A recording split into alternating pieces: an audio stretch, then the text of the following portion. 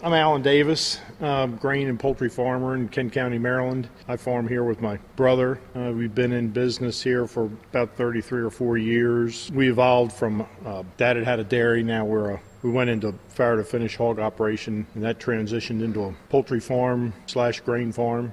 And so that's what we're doing here today. We have 6 houses we grow for Allen's, and have for about 16 years. Started with 4 houses, and 5 years ago we added 2 more, and so we get about 6 to 7 flocks a year. That has done well for us. It helps our cash flow through the year and helps diversify our operation. In addition to the chickens, we're tilling about 2,800 acres, so it's enough to keep us busy.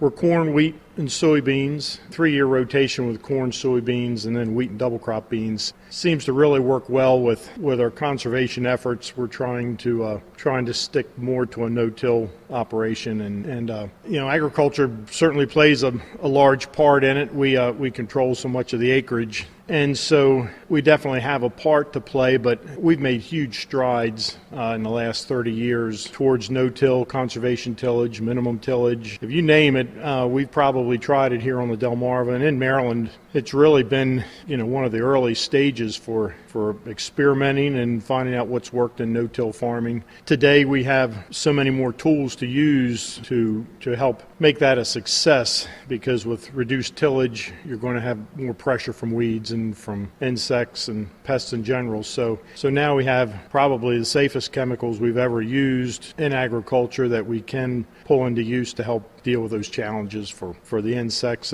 which are a result of the increased residue that we leave on the fields to try to help reduce erosion and sedimentation from going into the creeks and rivers. In addition to that, we've had a nutrient management plan. We've had a comprehensive nutrient management plan, all those in effect for a number of years. Now all of our fertilization, our nutrient plans are based on the nutrient management plan that we work up with our consultant. Our manure is managed through that as well, so that we're feeding the crop more toward what it needs, rather than now there's a pretty concerted effort to manage that to the point where we can appreciate the nutrient values that it possesses and spread it perhaps over more acres and make better, more efficient use of that resource, which we regard, when we first started into the poultry operation, one of our pluses was to be able to produce manure and have that to use on the fields. We feel it's a real benefit, and if it's managed well, I feel like it's the best way to go. We kind of wear 2 hats here. We're heavily involved with the poultry industry as well as the grain industry, and there is a strong relationship between them. The grain producers are producing feed for this huge poultry industry that we have here. Fortunately, we do have them here, and hope they stay for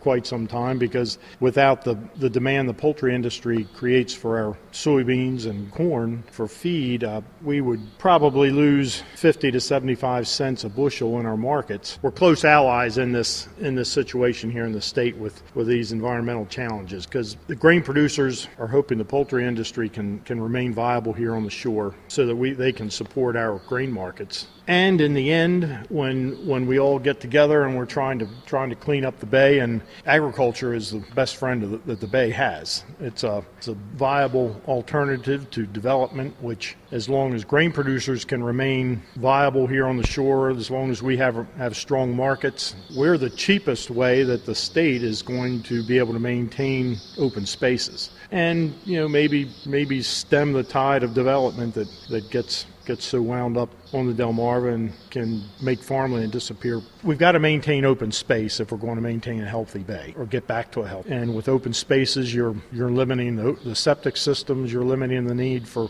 water treatment plants. It's with the practices that grain farmers are doing today, agriculture has met the demands to reduce the nitrogen and phosphorus pollution in the bay by 45 to 55%. The writing is on the wall there that we need to be mindful of contributions that agriculture is giving toward the health of the bay, and agriculture has really stepped up to the plate and done its lion's share of turning things around with the bay and the rivers.